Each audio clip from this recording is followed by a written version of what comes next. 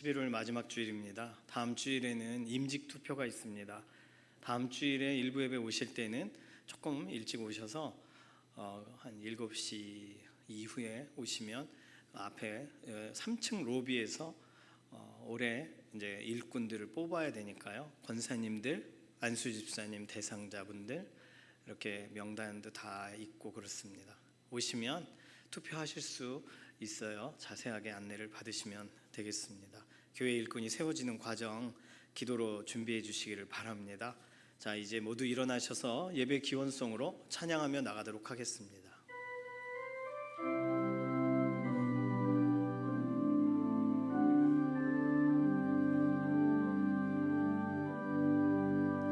나 주님을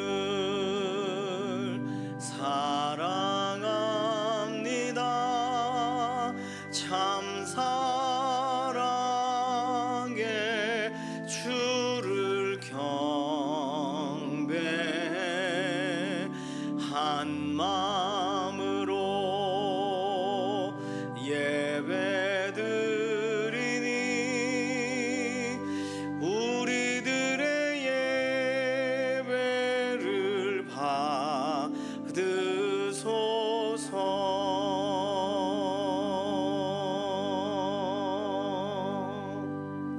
함께 신앙 고백하시겠습니다. 전능하사 천지를 만드신 하나님 아버지를 내가 믿사오며 그 외아들 우리 주 예수 그리스도를 믿사오니 이는 성령으로 잉태하사 동정녀 마리아에게 나시고 본디오 빌라도에게 고난을 받으사 십자가에 못 박혀 죽으시고 장사한 지 사흘 만에 죽은 자 가운데서 다시 살아나시며 하늘에 오르사 전능하신 하나님 우편에 앉아 계시다가 저리로서 산 자와 죽은 자를 심판하러 오시리라. 성령을 믿사오며 거룩한 교회와 성도가 서로 교통하는 것과 죄를 사하여 주시는 것과 몸이 다시 사는 것과 영원히 사는 것을 믿사옵나이다. 아멘.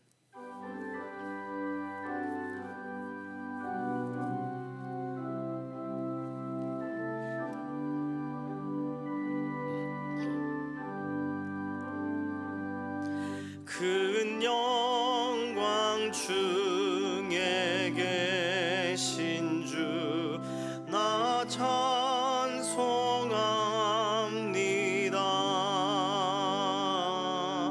영원히 계신 주 이름 나 찬송합니다.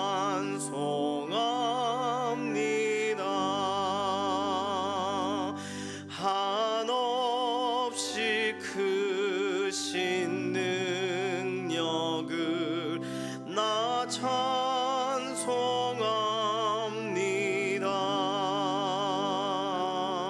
참되고 미쁜 그 언약 나 찬송합니다.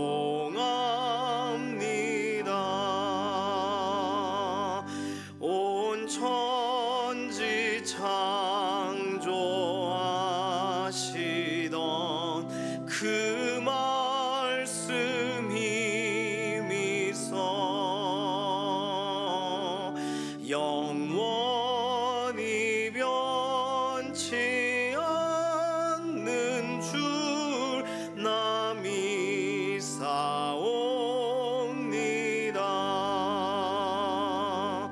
그 온유하신 충성 날 불러주시고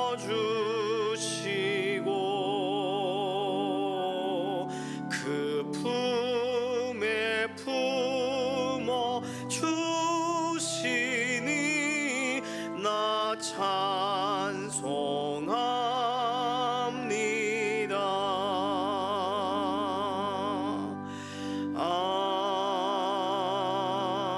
아멘. 모두 자리에 앉으셔서 교독하시겠습니다. 교독문 33번 시편 72편입니다. 하나님이여 주의 판단력을 왕에게 주시고 주의 공의를 왕의 아들에게 주소서. 그가 주의 백성을 공의로 재판하며 주의 가난한 자를 정의로 재판하리니 이위로 말미암아 산들이 백성에게 평강을 주며 작은 산들도 그리하리로다. 그가 가난한 백성의 억울함을 풀어주며 궁핍한 자의 자손을 구원하며 압박하는 자를 꺾으리로다. 그들이 해가 있을 동안에도 주를 두려워하며 달이 있을 동안에도 대대로 그리하리로다. 그는 벤 풀 위에 내리는 비같이 땅을 적시는 소낙비같이 내리리니 그의 날에 의인이 흥왕하여 평강의 풍성함이 달이 닿을 때까지 이르리로다. 그가 바셀로부터 바다까지와 강에서부터 땅끝까지 다같이 모든 왕이 그의 앞에 부복하며 모든 민족이 다 그를 섬기리로다. 아멘. 사랑과 은혜가 풍성하신 하나님 아버지, 우리들의 기도에 응답하시고 낮은 자를 굽어보시며 깊은 고난 중에도 언제나 주님의 신실하신 손을 의지하도록 능력의 손을 뻗어주시니 감사합니다. 밝은 햇살과 숨 쉴 수 있는 공기도 감사하고 언제나 말씀 읽고 예배드리고 기도할 수 있는 신앙의 자유가 있는 나라를 주신 것도 감사드립니다. 범사에 하나님께 마음을 두지 못하고 하나님과의 관계에 미숙했던 지난 시간들을 회개하오니 용서하여 주시옵고 항상 말씀 안에서 주님의 뜻을 알고 그리스도의 향기를 풍기며 감사의 열매가 삶 속에서 자리 잡게 하옵소서. 모든 간구를 들으시는 하나님 아버지, 주께서 세우신 교회를 위해서 수고하시는 많은 손길들을 기억하여 주시고 우리 교회가 하나님을 섬기고 경외하며 혀로만이 아닌 행함과 진실함으로 사랑하는 공동체가 되기를 기도드립니다. 또한 매일 기도드리는 병중에 있는 한우들을 위해서 기도합니다. 그들에게 힘을 주사 싸매시고 치료해 주셔서 주님의 위로와 회복의 손길이 다 주님 영광만 드러나게 하옵소서. 이 시간 말씀을 선포하실 담임 목사님께 권세와 힘을 더하여 주시고 듣는 심령들마다 필요한 은혜를 채워주셔서 하나님만 높이며 주님의 영광을 나타내는 복된 예배 시간이 되게 하옵소서. 저희 교회가 예수님만 자랑하며 하나님의 마음을 시원하게 하는 성도들이 되기를 예수 그리스도의 이름으로 기도드립니다. 아멘.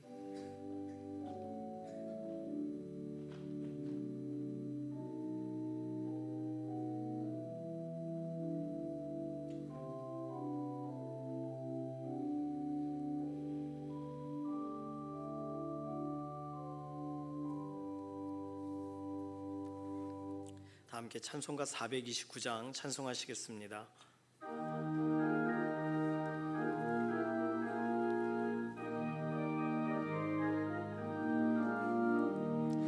세상 모든 풍파 너를 흔들어 약한 마음 낙심하게 될 때에 내려주신 주의 복을 세어라. 주의 크신 복을 내가 알리라. 받은 복을 세어보아라.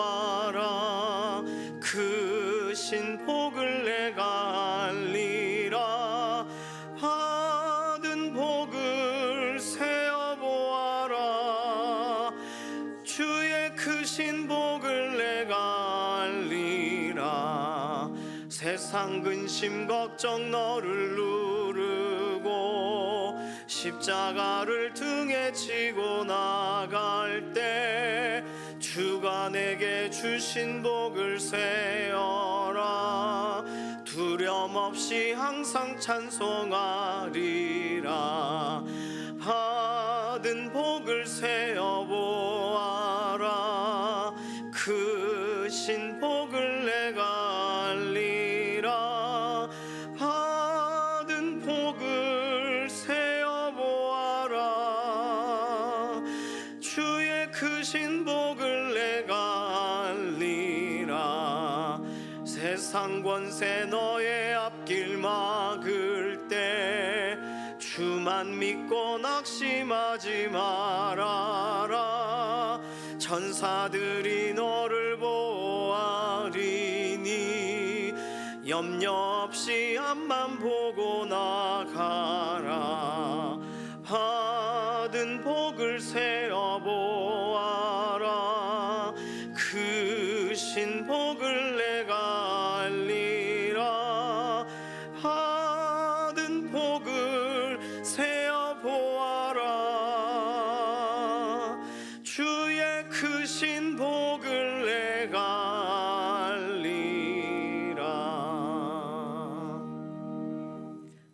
주시는 하나님 말씀은 아가서 2장 1절에서 7절까지의 말씀입니다. 나는 사론에 수선하여 골짜기에 백합화로다. 여자들 중에 내 사랑은 가시나무 가운데 백합화 같도다. 남자들 중에 나의 사랑하는 자는 수풀 가운데 사과나무 같구나.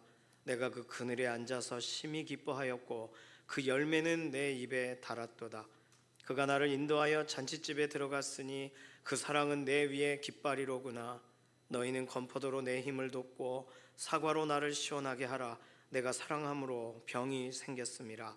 그가 왼팔로 내 머리를 고이고 오른팔로 나를 안는구나. 예루살렘 딸들아, 내가 노루와 들사슴을 두고 너희에게 부탁한다. 내 사랑이 원하기 전에는 흔들지 말고 깨우지 말지니라. 아멘. 마음이 상한 자를 고치시는 주님 찬양합니다.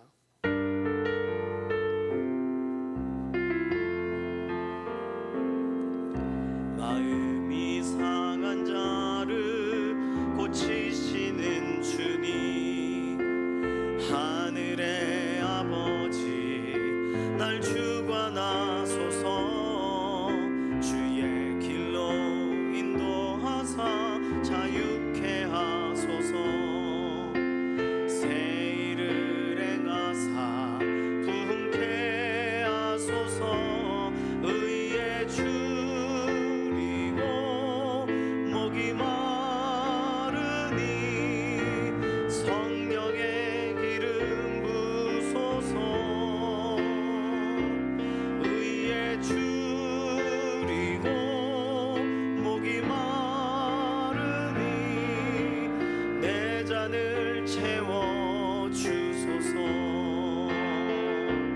의에 줄이고 목이 마르니 성령의 기름 부소서.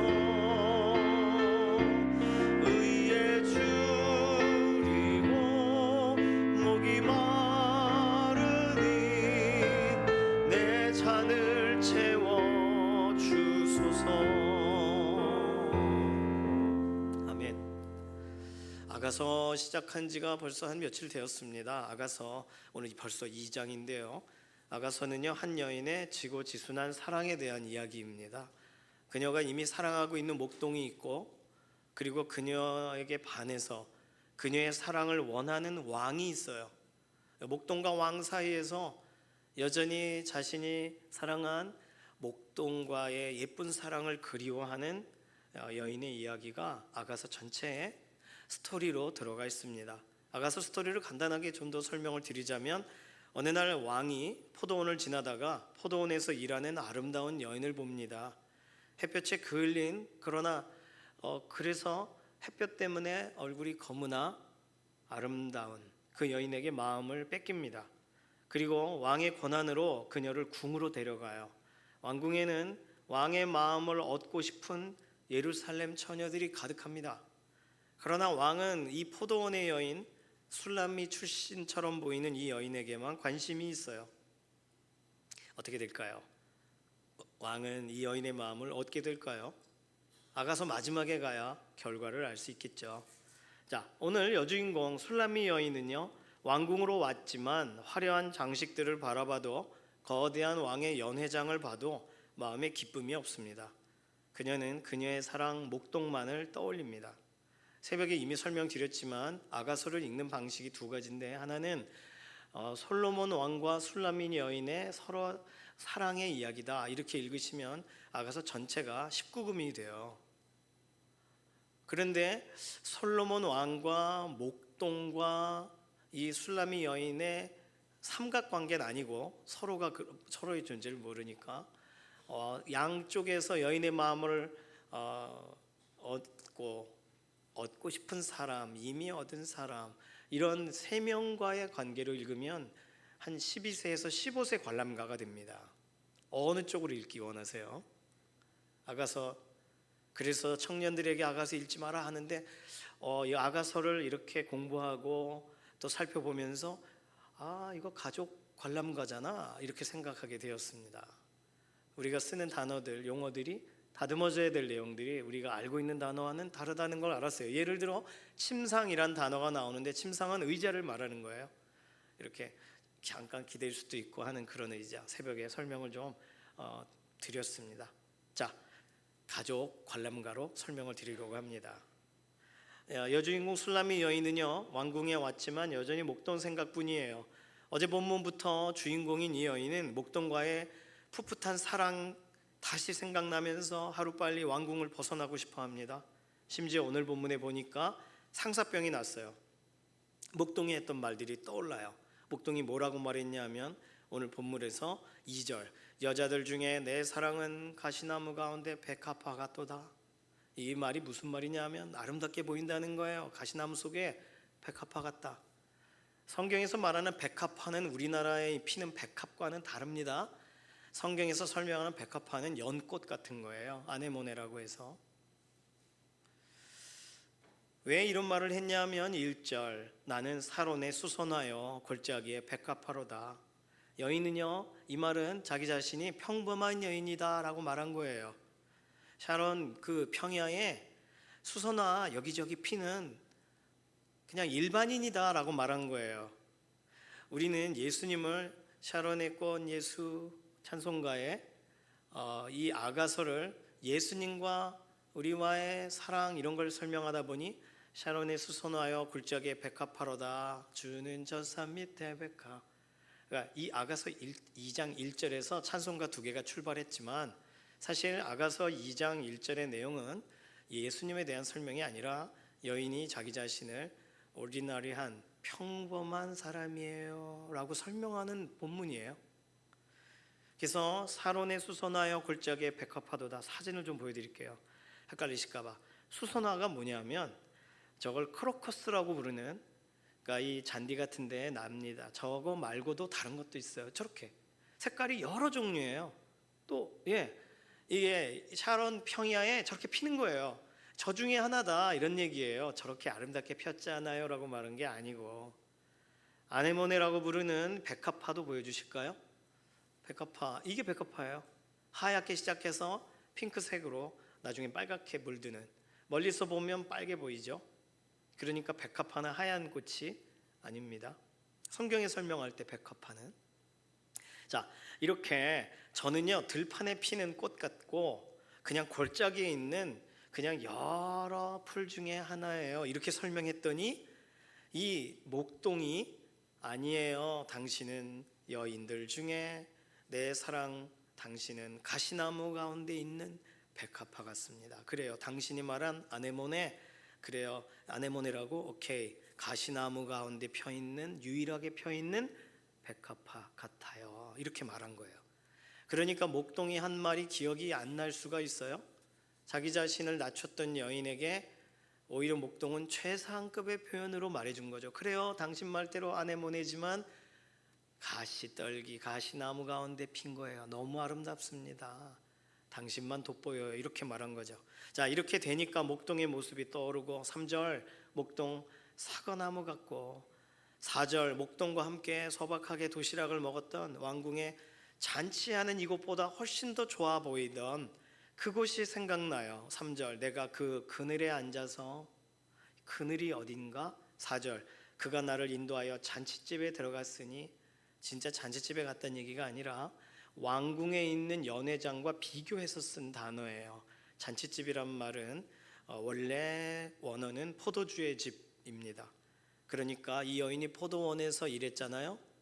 포도원에 포도를 따서 포도주를 만드는 집, 뭘까요? 포도 실렁이라고 부르는 겁니다. 이건 뭐냐 하면 포도가요 이렇게 막 열릴 때, 사진 보여주실까요? 포도를 올려요, 지붕 위로. 그러면 포도가 주렁주렁 달립니다. 멀리서 포도처럼 안 보이지만 지금 포도 넝쿨 같은 게 엄청 많이 올라갔다고 상상해 보세요. 우에쿡 포도라 저런 것 같습니다. 저 아래를 포도주의 집이라고 부르는 거예요. 포도를 키워보신 분들은 아실 겁니다. 포도 넝쿨 아래가 그늘이 지죠. 그래서 포도가 땅에서 이렇게 자라는 게 아니라 위로 올라가서 달려요. 그 밑에 있으면 포도를 따서 그 밑에서 포도주 막 밟기도 하고 포도주를 만드는 거예요. 그래서 포도주의 집이에요. 그러니까 잔치집이라고 썼지만 이 단어는 왕궁의 연회장과 비교해서 나도 잔치집에 그 목동과 있었지 이렇게 상상하는 이야기입니다. 자, 이런 포도나무 그늘 아래서 시원하게 포도를 따고 또 포도가 익어가기 전에는 그 아래 일꾼들이 도시락을 먹고 쉬고 거기가 생각난다는 얘기를 설명하는 거예요. 목동의 모습이 어른어른거리지 않겠습니까? 왕궁에 있는 예루살렘 처녀들이 왕에 대해서 말하고 왕의 편을 들고 이럴 때 아니요 제발 얘기하지 말아요. 7절 제발 내 사랑이 원하기 전에는 흔들지도 말고 깨우지도 말아달라 이렇게 호소하면서 오늘 본문은 마쳐집니다. 목동에 대한 그리움, 상사병이란 말이 서로 사모할 병들 병, 서로를 사모해서 연모해서 병이 든 걸 상사병이라고 합니다. 상사병을 알아본 적이 있으신가요? 묻는 제가 이상하죠. 다 있으시죠. 결혼하신 분들은 다 경험이 있으세요. 결혼하지 않으셨어도 첫사랑의 기억 때문에 상사병은 어떤 증상이 있냐면 사랑과 상사병의 관계에 대해 연구한 프랭크 텔리스라는 박사님은요 2005년 그분의 논문에서 진정으로 사랑에 빠질 때 상사병이 발생합니다. 이때는 의사에 의해 진지하게 진찰을 받는 것이 좋습니다. 이렇게 권면했다고 해요. 어떤 증상이 나오기 때문에 그랬냐면 이 논문에서 말하는 상사병의 공통된 증상은 조증, 우울증, 무기력증, 강박신경증, 구역질, 눈물, 불면증, 집중력 부재, 거식증, 폭식증, 고혈압, 가슴 통증, 복통, 어지럼증, 몸살, 만성 경부통, 잦은 회상, 급성 기분 변화 써놓은 대로 읽었습니다. 의사를 만나봐야 될 것 같죠? 물론 상사병 걸렸다고 해서 병원 가는 사람은 아무도 없어요. 그렇지만 셰익스피어 소설의 로미오와 줄리엣처럼 상사병의 대표적인 인물들의 이야기를 보면 정말 끝까지 가는 병이에요. 황진이와 연관된 이야기, 황진이를 죽도록 사랑한 짝사랑한 옆집 살던 떡고머리 총각이 있었습니다. 그 총각이요 상사병으로 죽었다 그래요. 그러니까 그 상여가 가다가 황진이 집 앞에 움직이질 않는 거예요. 황진이가 자신의 적삼을 덮어줬더니 비로소 움직였다. 어느 정도 상사병이 심하면 이런가 이런 역사적인 어떤 스토리도 있습니다. 지금 아가서의 여인은 상사병에 걸렸어요.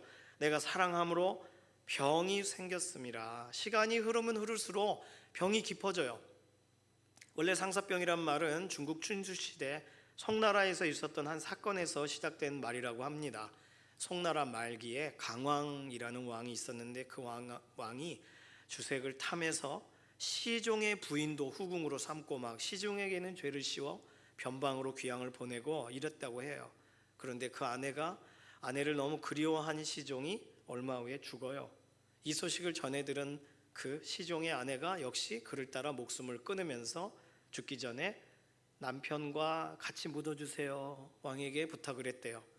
왕은 그 싫어해가지고 떨어지게 뒀답니다 무덤을.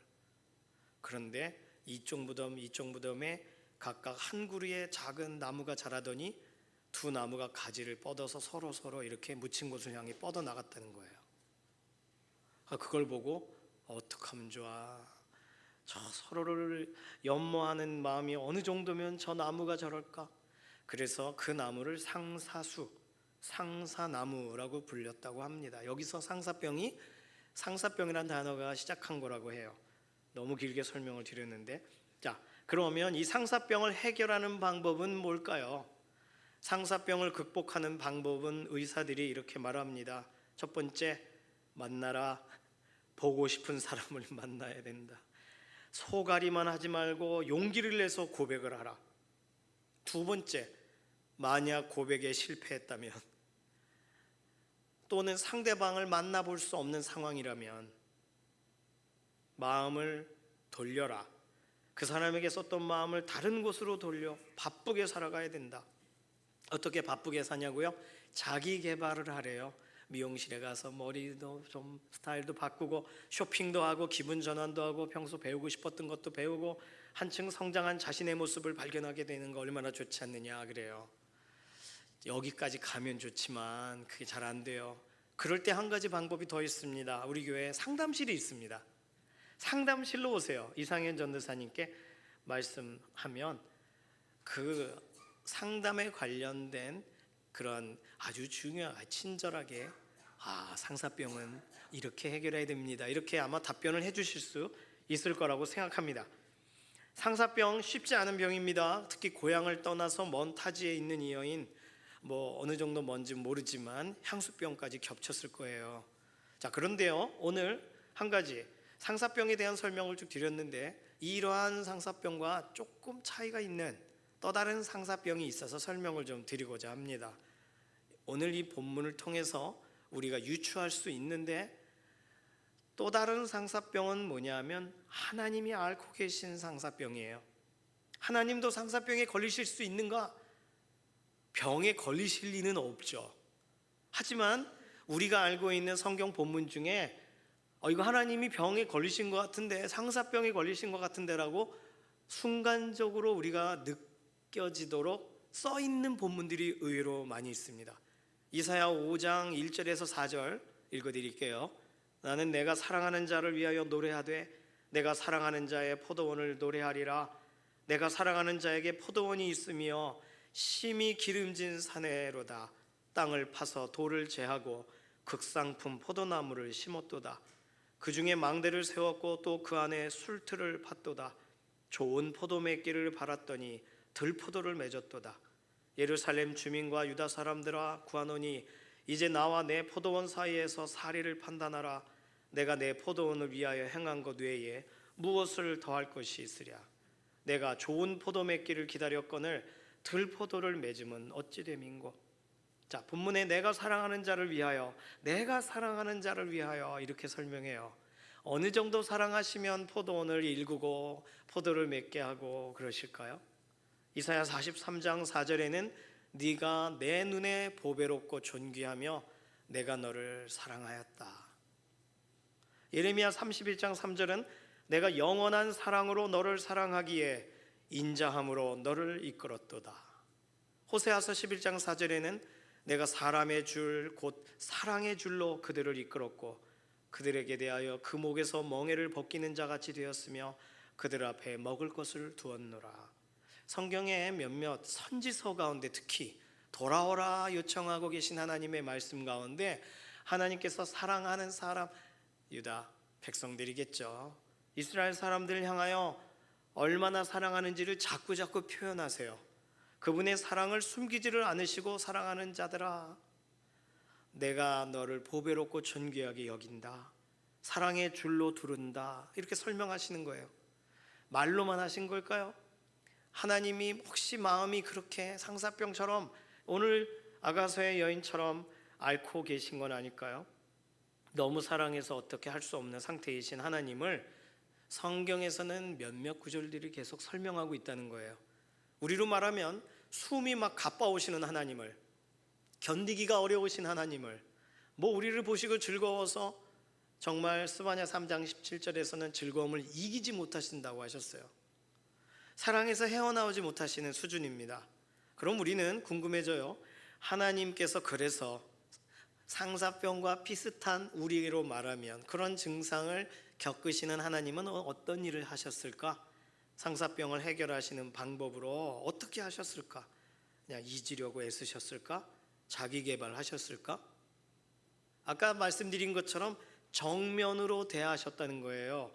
사랑한다고 말하시고 사랑의 징표를 보여주셨다는 것입니다. 그 징표는 무엇인가요? 십자가예요.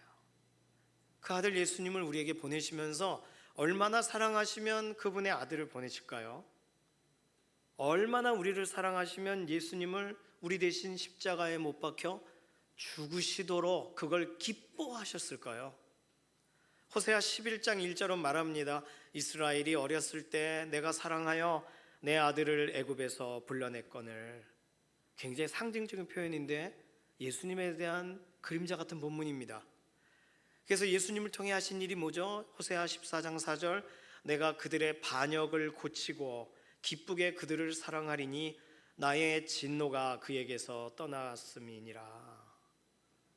왜요? 하나님은 그분의 분노와 진노를 예수 그리스도께 쏟아부으셨거든요. 그런데 우리는요, 하나님이 하신 일이 뭐라고 생각하냐 하면 성경엔 이것도 써놨어요. 예레미야가 1장 19절에 내가 내 사랑하는 자들을 불렀으나 그들은 나를 속였으며, 말라기 1장 2절에 여호와께서 이르시되 내가 너희를 사랑하였노라 하나 너희는 이르기를 주께서 어떻게 우리를 사랑하셨나이까 하는도다. 하나님은 우리를 너무 사랑하셔서 내 사랑하는 자야, 내 사랑하는 자야, 다 해결했다 하면서 그 아들 예수님을 우리에게 보내셨는데, 우리는 그러니까 뭘 하셨습니까? 예수님 말고 뭘 더 하셨나요? 이렇게 자꾸 묻는 거예요. 우리는 사랑하면 밤새 견딜 수 없어 합니다. 그런데 하나님의 사랑에 대해서는 그렇다 하시는 것을 잘 믿기도, 우리의 마음에 담기도 어려워할 때가 있어요. 하나님도 똑같이 우리처럼 느끼신다고 생각해 보세요. 우리만 감정이 있는 게 아니에요. 하나님이 어떤 분이신가에 따라 우리가 하나님의 모습의 형상을 닮았잖아요. 그래서 하나님과 대화가 되려면, 하나님께서 어떤 분이신가의 그 느낌이 전달되어지려면 하나님의 감정이, 사실은 우리도 감정을 갖게 된 존재는 하나님과 소통하기 위해서입니다. 그렇다면 하나님도 미워한다는 표현을 쓰시고 하나님도 진노하신다는 표현을 쓰세요. 그러나 우리와는 차이가 있죠. 호흡곤란이나 불면증이나 뭐 이런 거 하나님이 그렇게 가지시겠습니까? 우리는 우리 상사병 생각하면 아이고 이 정도 내가 아픈데 하나님은 뭐 하시나 이렇게 생각합니다. 그런데 하나님도 아프시다는 걸 기억해야 돼요. 하나님도 어떻게 참 이렇게 씁쓸해하시고, 또는 창세기에서는 안타까워하시고 또는 후회하신다는 표현까지 쓰세요. 실제로 후회하신 건 아니겠지만, 포기하신 건 아니겠지만, 오늘 우리는 사람의 상사병처럼 하나님도 상사병이 있으시다 이렇게 연관해서 생각을 해봤습니다. 그런데 말이 그래서 그렇지, 하나님의 상사병은 우리의 상사병과는 확실히 다르다는 것을 이제는 좀 생각해 봐야 됩니다. 하나님의 상사병은요, 우리와 비슷하게 공감하시고 우리처럼 깊이 이해하시고 우리에 대해 우리가 말하기 전 이미 아시고 이미 품으시지만 병적인 잔상은 없으신 거죠. 다시 말해서 하나님은 사랑하셔서 조울증이나 무기력증이나 강박신경증을까지 가지 않으세요. 하나님은 사랑하신다는 이유로 막 집중력이 흐트러지고 구역질이 나시고 폭식증을 앓으시는 것이 아니세요. 하나님은 우리를 사랑하신다는 이유로 고혈압과 복통과 만성 경부통과 이런 거 없으세요. 그러면 궁금해져요. 어떻게 그러실 수 있나요? 하나님은 우리 상사병과 결정적인 차이가 무엇인가요? 따라해 보실까요? 깊이 공감하시되 흔들리지 않으신다. 네, 하나님이 우리를 사랑하셔서 상사병이 도졌다 하실 만큼 우리를 향하신 마음이 진심이시지만, 깊이 공감하시고 깊이 사랑하시지만 흔들리지 않으세요. 그리고 보면 오늘 술람의 여인이 오늘 본문 아가서에서 말한 본문의 마지막 대목이 예사롭지가 않습니다. 7절 보세요. 예루살렘 딸들아, 내가 노루와 들사슴을 두고 너희에게 부탁한다. 노루와 들사슴을 두고 부탁한다. 좀 조신한 동물, 참한 동물을 두고 부탁한다, 이런 의미일 텐데, 내 사랑이 원하기 전에 흔들지 말고 깨우지 말지니라. 학자들에 따라서 이 본문을 노루와 들사슴이라는 단어가 사실은 체바오트와 샤데이를 두고 부탁한다라고 읽어야 된다는 거예요.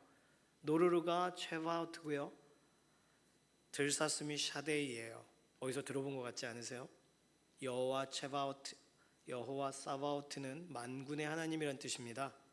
그리고 샤데이, 샤다이, 엘샤다이, 전능하신 하나님이란 뜻이에요. 그러니까 노루 들사슴이라는 단어를 썼는데, 잘 알고 있는 하나님의 성품, 하나님의 이름의 단어와 발음이 비슷한 걸 배치해 놓고서 오늘 아가서가 진행이 되는 거예요. 그러니까 아가서에 나를 흔들지 말고 깨우지 말아라, 나를 흔들리게 하지 말아라, 이렇게 술람이 여인이 말한 겁니다. 상사병으로 힘든데 나는 지금 통제하고 있어. 아프지만 감정을 다스리고 있어. 나를 흔들지 마, 이렇게 말한 거예요. 오늘 여인의 말을 통해서 만군의 하나님과 전능하신 하나님 앞에서 부탁한다 라는 이중 의미의 언어로 오늘 본문을 이해할 수도 있습니다. 그러면 이렇게 읽을 수 있어요. 제발 부탁하노니, 하나님 앞에서 명하노니 나를 흔들지 말라, 이렇게 말한 거예요. 사랑하는 성도 여러분, 아가서의 술람이 여인은요, 견딜 수 없는 상사병을 더 부채질하는 예루살렘 딸들 때문에, 처녀들 때문에 경고하듯이 말합니다. 하나님 앞에서 그분의 이름을 걸고 부탁한다. 제발 나를 흔들지 말아줘라. 오늘 우리도요, 우리 인생을 흔들려고 하는, 우리 생각을 마음 깊이 뒤흔들려고 하는 영적인 대적들, 세력들을 우리에게 다가올 때 있습니다. 두렵게 할 때 있습니다. 염려하게 할 때가 있어요. 그럴 때 우리는 선언해야 돼요. 하나님의 이름을 걸고 부탁한다. 제발 나를 흔들지 마라. 다른 말로 감정적으로 약해졌을 때, 마음이 견딜 수 없을 때 흔들지 마라 악한 세력들아. 우리가 쓰는 표현은 뭐죠? 나사렛 예수의 이름으로 명하노니 악한 세력들은 묶임을 풀고 떠나갈지어다. 오늘 아가서의 7절은요 굉장히 특이해요. 상사병, 목동으로 인하여, 목동과의 사랑으로 인하여 정말 애틋해요. 이 상황과 환경에서 견디려고 너무나도 애쓰고 있어요. 그런데 계속 주변에서 왕에 대한 얘기를 해요. 왕이 좋은 분이에요. 왕 따라가세요. 왕이 당신을 부른 거 아니에요. 그런 말 하지 마라. 오늘 술람이 여인은 그렇게 말합니다. 그러니까 아가서를 통해 우리도요, 우리의 감정이 흔들리는 건 그럴 수 있어요. 우리의 마음이 참 연약해지는 순간이 찾아올 수 있습니다. 육신을 갖고 있는 동안, 이 땅에 살아가는 동안 우린 그런 존재들이에요. 그러나 어디서는 안 돼요? 우리를 흔들게 내버려 두면 안 돼요. 그러니까 우리의 삶 가운데 찾아오는 다양한 악한 손님들, 불편한 생각들, 두려움에 대한 생각들을 거절하시고, 감정으로 찾아왔더라도 이미 진 게 아닙니다. 감정적으로 흔들릴지라도 나사렛 예수의 이름으로 명하노니, 오늘 얘기한 것처럼 만군의 하나님의 이름으로 부탁하노니 나를 흔들지 말고 깨우지 말지어다. 이거는요 구약에서도 배울 수 있는 선포기도, 대적기도가 되겠습니다. 아가서를 읽으시는 동안 심령이 더욱 영적으로 강하여지시고 더 하나님 사랑을 확신하시는 믿음의 삶이 되시기를 소망합니다. 하나님의 사랑은요, 하나님의 상사병에 이르기까지의 견디실 수 없는 그 마음은 오늘도 우리를 향하여 적극적으로 오히려 손을 뻗으시고 그 아들 예수님을 보내시는 과정으로 이루어지고 우리에게 확신을 주십니다. 오늘 최근에 우리의 마음이 혹시 흔들릴 만한 사건들이 있으셨습니까? 그렇다면 무엇으로 그것을 다스리시겠어요? 추억하며 다스리시겠습니까? 한때의 기억만으로? 안 돼요. 오늘 우리에게 필요한 건 사실상 하나님의 도우심, 하나님의 이름, 예수 그리스도의 이름이 필요합니다. 그 이름을 의지해서 선포하시고 아가서 묵상하시는 동안 실질적으로 하나님의 사랑에 더 깊이 반응하시고 녹아지시는 믿음의 동역자 되시기를 소망합니다. 하나님은요 상사병 때문에 더 일하셨어요. 대속의 길을 여셨어요. 그러니까 오늘 우리의 삶에 찾아오는 감정의 폭풍들을 우리는 정리하고 오히려 선포하고 11월 마지막 한 주간 살아가야 되겠습니다. 주 품에 품으소서, 능력의 팔로 덮으소서. 거친 파도 날 향해 와도 주와 함께 날아오르리. 폭풍 가운데 나의 영혼 잠잠하게 주를 보리라. 이 고백이 우리의 신앙 고백이 돼야 하는 줄로 믿습니다. 같이 한번 부르겠습니다. 주 품에 품으소서. 주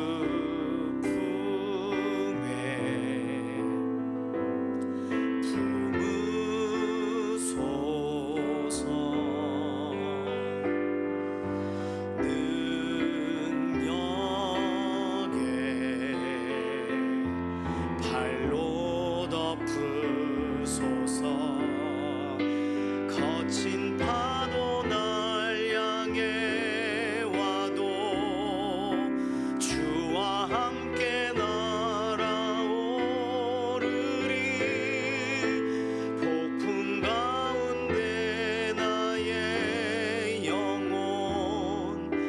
잠잠하게 주를 보리라. 주 품에 품으소서. 주 품에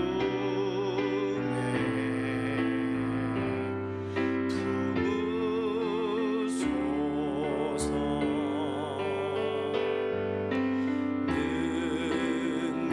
능력에 발로 덮으소서. 거친 파도 날 향해 와도 주와 함께 날아오르리. 폭풍 가운데 나의 영혼 잠잠하게 주를 보리라. 거친 파도 날 향해 와도 주와 함께 날아오르리. 폭풍 가운데 나의 영혼 잠잠하게 주를 보리라. 아멘. 아가서는요 솔로몬이 썼습니다. 솔로몬 자신의 이야기를 썼다고 보기는 어려워요. 그러나 솔로몬 당시에 있었던 여러 가지의 이런 중혼, 일부 다처, 이런 잘못된 문화들에 대해서 오히려 경고하고 하나님의 유일하신 사랑, 백성을 향한 사랑을 기억하게 하기 위하여 기록했다고 하는 것이 학자들의 일반적인 아가서 기록의 목적입니다. 2주 동안 아가서 읽어가시는 동안 하나님의 사랑에 대해서 의심하지 마시고 하나님의 사랑을 의심하게 만드는 모든 악한 것은 끊어내시고 구별하시고 선포하시고 하나님의 놀라우신 은혜 안으로 더 들어가시는 믿음의 걸음 되시기를 소망합니다. 이번 한 주간 우리의 삶 하나님 지키시고 보호하시고 그 사랑을 더 기억하는 한 주간이 되게 하소서. 이 시간 이러한 기도로 잠시 통성으로 기도하겠습니다. 살아계신 하나님 감사합니다. 하나님의 크신 은혜와 사랑을 기억하며 오늘 말씀을 대면하고 하나님 우리를 향하여 변함없이 드신 그 사랑이 오늘 우리를 이끌고 계시다는 사실을 기억하며 일어섭니다. 어떠한 것들로도 우리가 흔들리지 않게 하시며 상황과 환경과 여건과 심지어 우리의 연약함 가운데에도 두려움과 염려가 찾아와도 우리는 주의 품에 안겨 주님 바라보며 나아가는 믿음의 걸음 되게 하실 줄로 믿습니다. 폭풍 가운데서도 안전한 영혼 하나님의 품 안에 있는 믿음의 걸음 우리가 이번 한 주간도 걸어가게 하셔서 세상의 모든 파도와 같은 우리를 으르렁거리며 넘어뜨리려고 하는 모든 것들에 대하여 주 예수 그리스도의 이름으로 명하노니 모든 흔들리려고 하는 세력들은 떠나갈지어다 선언하는 믿음의 고백이 우리의 고백 안에서 우리의 심장 안에 우리의 삶의 고백 안에 넘쳐나게 하시며 연약한 가운데 어려운 가운데 있는 우리의 육신을 일으키셔서 우리에게 때마다 하나님 사랑 오히려 더 온전하게 기억하게 하시며 그 사랑에 붙들려가는 믿음의 걸음이 되게 하여 주시옵소서. 다음 세대들 시험 이후에도 흔들리지 않게 하시고 하나님을 의지하여 한 걸음 더 나아가는 소망의 동역자들 되도록 하나님 붙드시며 은혜와 긍휼을 덧입혀 주시옵소서. 살아계신 하나님 감사합니다. 새로운 한 주간 시작하면서 하나님 지금까지 우리에게 부어주신 은혜와 사랑을 기억합니다. 예수님을 주신 것 하나님이 우리를 사랑하셨다는 최고의 징표이니 우리가 다른 것으로 흔들리지 않게 하시며 주 예수 그리스도 은혜 안에서 이번 한 주간도 나아가게 하시고 세상과 또는 우리를 넘어뜨리려고 하는 수많은 여러 가지의 우리가 참으로 힘들게 마음에 어려워지는 염려와 두려움과 세상의 소리들을 하나님의 놀라우신 그 이름 예수 그리스도의 이름으로 의지하여 흔들지 말도록 선포하는 믿음의 걸음 걸어가도록 우리의 삶 하나님 이번 한 주간도 붙드시고 새롭게 하여 주시옵소서. 감사드리며 살아계신 예수님의 이름으로 기도드립니다. 아멘. 이 시간 예물로 하나님께 나아가도록 하겠습니다.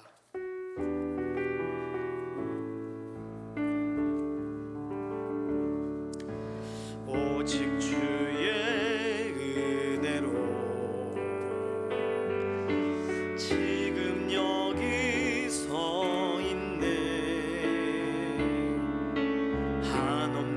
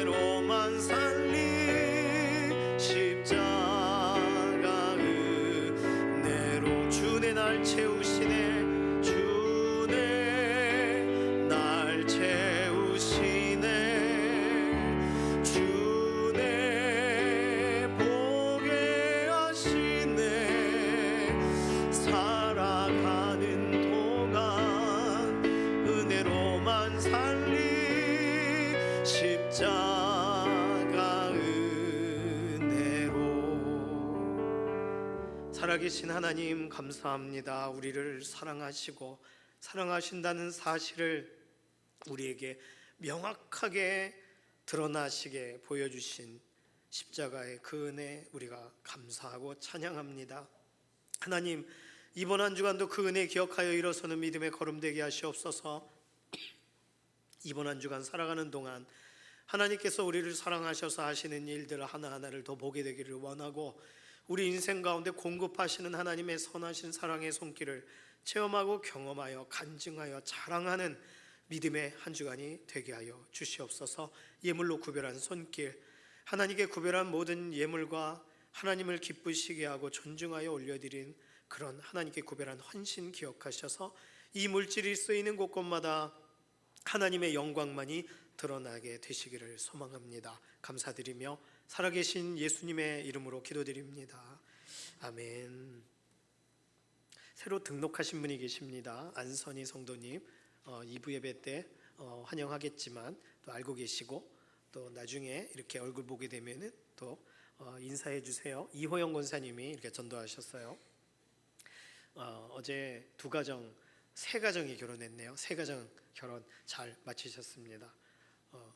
김지구 장로님 잠깐 나오셔서 인사하시겠어요?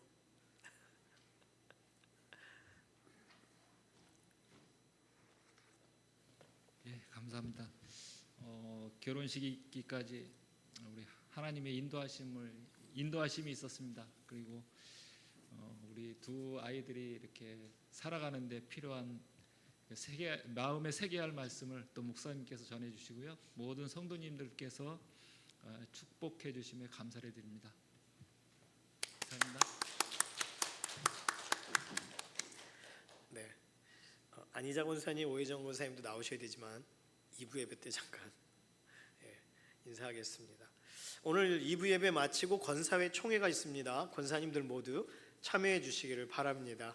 다니엘 기도회가 지난주 목요일 날 21일 동안의 모든 일정을 마쳤습니다. 유튜브로도 참석하시고 또 2층의 서예배실에서 현장으로도 참석해 주셔서 이 기간 잘 기도로 이어가셨을 줄로 믿습니다. 기도로 참여해 주셔서 감사하고요. 다니엘 기도회 은혜 그대로 이어서 올해 말까지 계속 기도의 걸음 걸어가게 되시기를 소망합니다. 중요한 광고 있는데요. 다음 주일 아까도 처음 예배 전에 말씀을 드렸지만 임직 투표가 있습니다.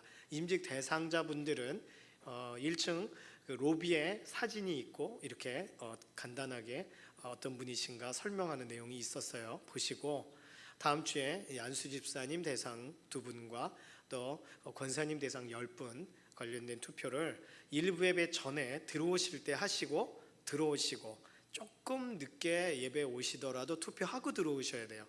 1부 예배 마치고는 투표하지 않습니다. 1부 예배 전, 1부 예배 중에 투표하실 수 있고, 2부 예배 전, 2부 예배 중에란 얘기는 예배 중에 나가서 하란 뜻이 아니라 조금 늦게 오시더라도 하고 들어오시라, 이런 얘기예요. 그렇게 투표를 해주시면 다음 주에 2부 예배가 마치자마자 투표함을 이제 검표하고 개표해서 바로 발표하도록 하겠습니다. 투표하실 때는요, 기권하지 마시고 또는 내가 잘 몰라 그러신다고 안 찍고 그러지 마세요. 다 일꾼이 필요해서 이렇게 하는 거예요. 그러니까 다 투표해 주시기를 바랍니다. 투표하실 수 있는 분의 기준이 중요한데, 만 19세 이상으로 최근 6개월에서 1년가량 예배 자리에 성실히 참석하신 분들이 정회원이세요. 다른 말로 6개월 동안 어디 가셨던 분은 투표하실 수가 없어요. 그러니까 이름은 있는데 나 왜 투표 못해? 그러면 최근에 6개월 또는 1년 사이에 출석을 잘 못하셨던 개인적 사정으로, 그러면 투표하기 어려우실 수도 있다는 거 알고 계시고 규약에 있는 정회원의 기준입니다. 준회원이 되시는 거예요. 투표 못하시는 분들은. 그러니까 준회원은요, 내가 왜 준회원이지 생각해 보시고, 그래서 오늘 인사위원회 통해서 정회원과 준회원에 관련된 투표 기준에 대해서는 조금 더 생각을 해서 말씀을 드리겠지만, 어쨌든 최근 6개월 나 교회 잘 못 나왔는데 그러면 투표하기가 조금 어려우실 수 있다는 것 정도 알고 계시면 되겠습니다. 그래서 오랜만에 교회 와서 투표 좀 하자 이렇게 하면 투표가 안 되실 수 있어요. 그 점만 아시면 되겠어요.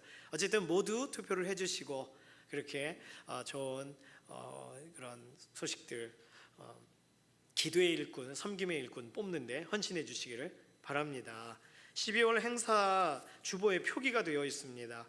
결혼식 2건이 표기가 되어 있는데 설명을 나중에 드리겠지만 두 분 다 제재학교 간사님이기도 하고 우리 교회 등록을 한 상태세요.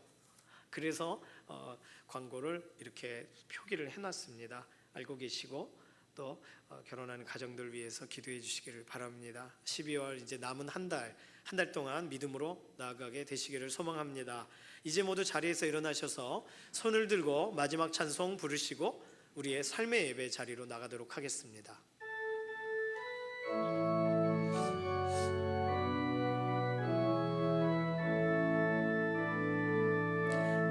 살아계신 주 나의 참된 소망 두려움이 사라지네 사랑의 주내 갈 길 인도하니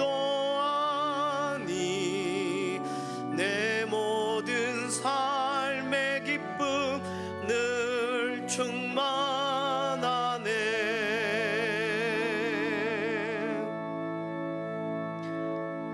이번 한 주간도 우리를 사랑하시는 하나님의 그 사랑을 기억하며 의지하며 살아가기를 소망하는 사랑하는 성도님들 머리머리 위에 우리 주 예수 그리스도의 은혜와 하나님 아버지의 극진하신 사랑하심과 성령님의 감동 감화 인도 내주하시는 역사가 이 시간 이후로부터 영원까지 함께 하시기를 예수님의 이름으로 간절히 축원하옵나이다. 아멘.